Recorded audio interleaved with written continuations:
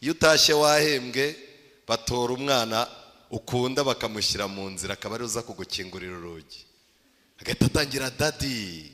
Wajya kubona ukabona umugore yohereje mesaje, papa kanaka uratugeraho ryari?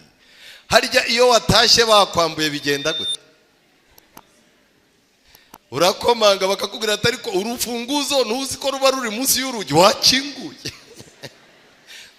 Mfite ubwoba ko akadodo k'ubushobozi nigacika hari abagabo batazongera gutaha mu ngo zabo. Hari ingo zifashwe n'akadodo ko kwigira injiji n'impumyi. Ukabona ibintu biragoye kubaka, biragusaba kwigira injiji, ukanaba n'impumyi, hakaba hari ibintu bizaza biba ukamera nkaho utagize gute. Ako nako ni akadodo ku buryo bicara bakabwira umugabo baturiya mugore waramushoboye, ubundi twese yari yaratunaniye. Ariko aka kagozi kazacika vuba bidatinze. Ndashaka kubabwira ko ingo zidafite ubwenge no kujijuka ziri mu manegeka. Hari ingo zifashwe n'akagozi k'inshingano z'idini. Akagozi k'inshingano z'idini ni keza.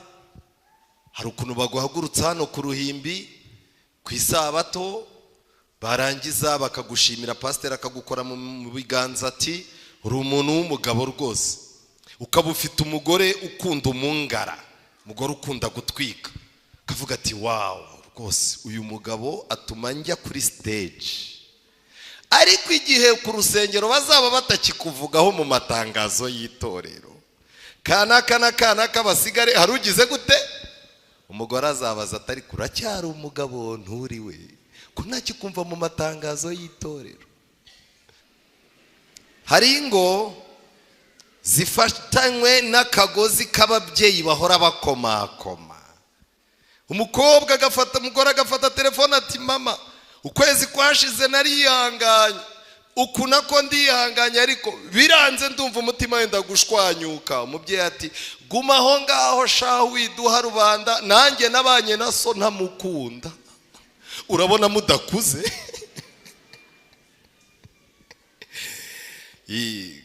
Ubu hari ingo zisigaye ku kagozi ka telefone, nyamuneka mubegere. Hari ingo zifatanyijwe no kwirinda guta abana bakiri bato. Umuntu akicara akavuga ati mu rushako narahombye, ahaho narahiye, ariko reka no kwitera abana bakigize gute. Ubu naho barahari bavuga bati karimo karagenda kegera hejuru.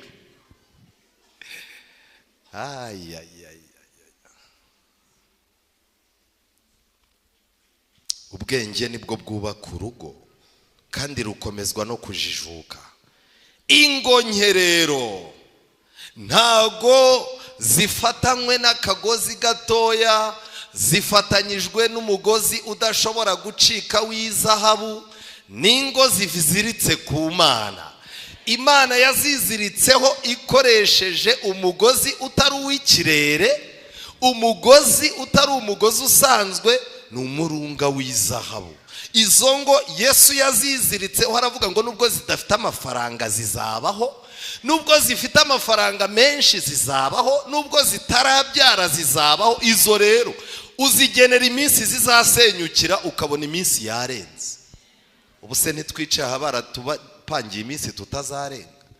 Uzi ko ukora ubukwe abantu bicaye mu rusengero barimo kuvuga bati aba mbahaye imyaka 2.